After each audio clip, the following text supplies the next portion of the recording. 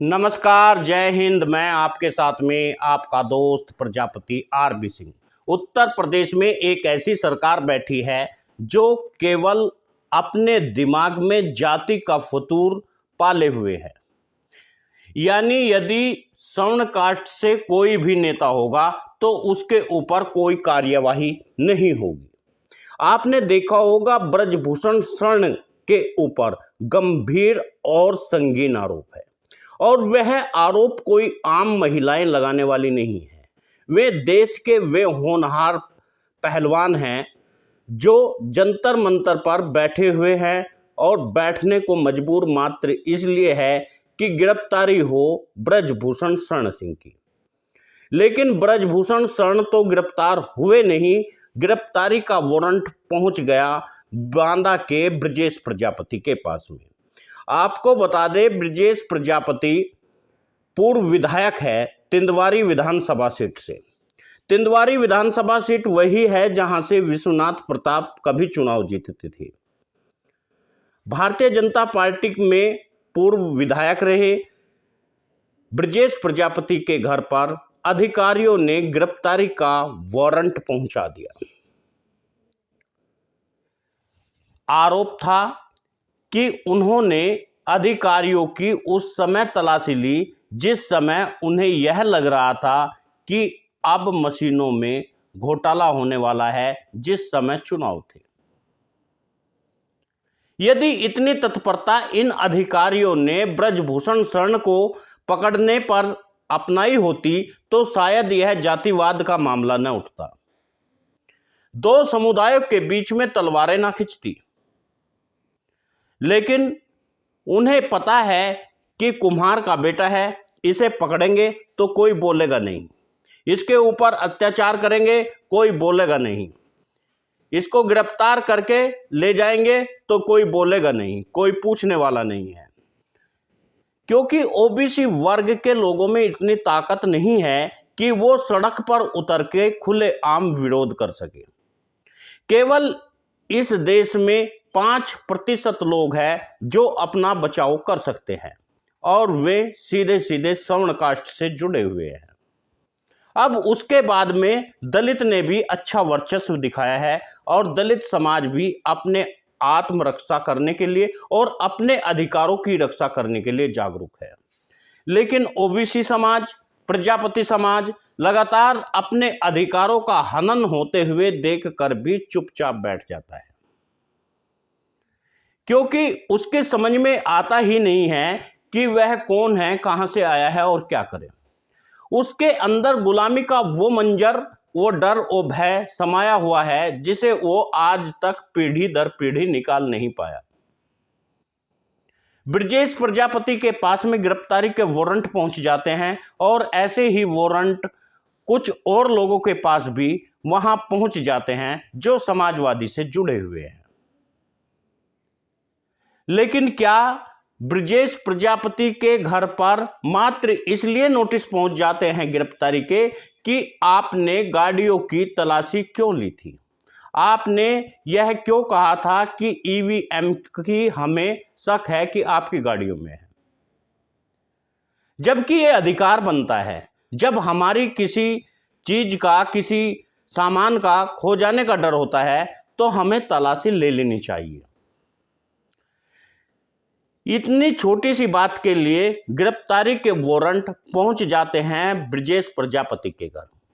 लेकिन वहीं पर जो महिला पहलवानों के साथ में उनके शारीरिक शोषण करता है, उनके शरीर से खेलने का काम करता है, और हजारों हजार बीघा जमीन एक झटके में ही अपनी बना लेता है ब्रजभूषण शरण गोंडा के अंदर, और उन पर महाविद्यालय चला देता है।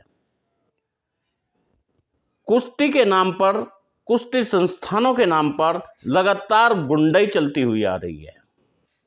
यह आज से नहीं है, यह बहुत पहले से है। लेकिन इसके लिए प्रशासन बिल्कुल भी किसी भी तरह उदासीन नहीं है, और न ही यह सोचने के लिए कि अब क्या होगा, और न ही योगी आदित्यनाथ ऐसे लोगों को मिट्टी में मिलाते हैं। योगी आदित्यनाथ मिट्टी में मिलाने का यदि काम करेंगे तो वह प्रजापति समाज के लोगों को करेंगे, वह ब्रजेश प्रजापति को करेंगे, वह गायत्री प्रजापति को करेंगे, न कि ब्रजभूषण जैसे दरिंदे को। ब्रजभूषण लगातार एक के बाद एक प्रेस कॉन्फ्रेंस किए जा रहा है और उसका समाज भी उसके साथ में आकर खड़ा हो गया है। हालांकि उसका समाज यह नहीं सोच रहा है कि जिस देश में आप हिंदुत्व के नाम पर राज कर रहे हैं और आप झूठी हिंदूवादी की दुहाई देकर के यहाँ सांसद और विधायक बन जाते हैं, उसी हिंदुत्व के नाम पर, आज उसी देश के नाम पर आप एक ऐसे व्यक्ति को बचा रहे हैं जो वास्तव में बड़ा गुंडा है, जो वास्तव में कुंडा का गुंडा है, जो भूमाफिया है, जो बलात्कारी है, जिस पर लगातार एक नहीं बल्कि 90 आरोप लगे हुए हैं, जिसके ऊपर 90 मुकदमे चले हुए हैं, जो खुलेआम एसपी के ऊपर बंदूक तान देता है, जो खुलेआम कहता है कि मैंने एक व्यक्ति को मारा, जो खुलेआम कहता है क्या मैं शिलाजीत की रोटियां खाता हूं। ऐसे व्यक्ति के पक्ष में खड़ा हो जाता है उनका समाज। लेकिन जहां उनका समाज एक गुंडे के पीछे खड़ा हो जाता है, वहीं पर प्रजापति समाज के लोग एक उस व्यक्ति को नहीं बचा सकते जो व्यक्ति वास्तव में ईमानदार है, जिसके ऊपर झूठे आरोप लगाए जाते हैं, चाहे उसमें गायत्री प्रजापति रहे हो या फिर ब्रजेश प्रजापति। तमाम ये ऐसे लोग हैं जिनके ऊपर जानबूझकर आरोप के ऊपर आरोप मात्र इसलिए लगाए जाते हैं क्योंकि ये दूसरी पार्टी से जुड़े हुए हैं और इन्हें बचाने के लिए इनका समाज आगे नहीं आता और न ही इन्हें बचाने की कोई कोशिश की जाती है। ऊपर से सरकार के द्वारा घृणित कार्य किया जाता है, ऐसे लोगों को टॉर्चर किया जाता है और उन्हें जेल की सलाखों के पीछे भेज दिया जाता है। गायत्री प्रजापति का सभी लोगों को पता है, जानबूझकर राजनीतिक द्वेष भावना के कारण गायत्री प्रजापति को सलाखों के पीछे रखा गया है, जबकि कई बार वह महिला कह चुकी है कि बलात्कार जैसी कोई घटना मेरे साथ नहीं घटी और गायत्री प्रजापति मेरे पिता के समान है। लेकिन फिर भी सरकार मानने को तैयार नहीं है, जानबूझकर के फंसाया हुआ है गायत्री प्रजापति को और इस तरह से अब ब्रजेश प्रजापति के ऊपर भी नंबर आ गया है। ब्रजेश प्रजापति के पास भी गिरफ्तारी के वारंट पहुंच गए हैं। आप सभी मित्रों से निवेदन है, यदि समाज के आप प्रति आप जागरूक है, समाज के नेताओं को आप बचाना चाहते हैं तो वीडियो को ज़्यादा से ज़्यादा शेयर करिए और आप इस घटना की तुलना करके देखें आज किस तरह से भारतीय जनता पार्टी झूठ का सहारा लेकर के लगातार इस देश पर राज कर रही है। श्यामा प्रसाद मुखर्जी यह वही नेता है जो मुस्लिम लीग के साथ में मिलकर के सरकार बनाने को तैयार हो गए थे, मोहम्मद जिन्ना के साथ में मिलकर के सरकार बनाने को तैयार हो गए थे। आरएसएस की जो लगातार 4 पीढ़ी से आरएसएस में है, उस व्यक्ति पर अभी संगीन आरोप लगे हैं। वह पाकिस्तान को खुफिया जानकारी देने का काम करता था। इस तरह के लोग आज देश में राज करेंगे तो इस देश का क्या होगा। लगातार देश को बर्बाद करने का काम ही ये सरकारें कर रही है।